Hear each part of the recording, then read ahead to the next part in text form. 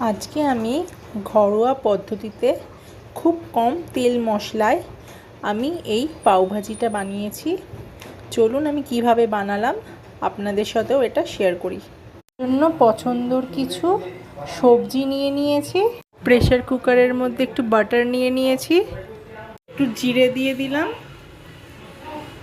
রসুন আর কাঁচা লঙ্কা দিয়ে দিলাম কুচনো পেঁয়াজ, দিয়ে দিলাম সবজি আর একটা টমেটো।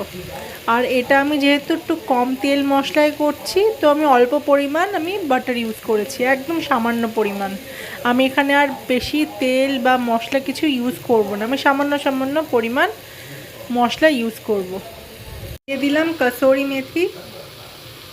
এটার মধ্যে আমি পাওভাজি মশলা দিয়ে দিলাম, হলুদ গুঁড়ো দিলাম, ধনে জিরে গুঁড়ো দিয়ে দিলাম, আন্দাজ মতো নুন, আর একদম সামান্য পরিমাণ চিনি।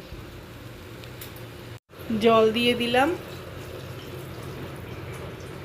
ঢাকনা দিয়ে দিলাম এবং 4টে সিটি পড়া পর্যন্ত অপেক্ষা করব। এবার আমি স্ম্যাশার দিয়ে এটাকে স্ম্যাশ করে দেব। দেখুন আমার একদম ভালোভাবে স্ম্যাশ করা হয়ে গেছে। আমি এবার এটার মধ্যে অল্প পরিমাণ বাটার দিয়ে দেব।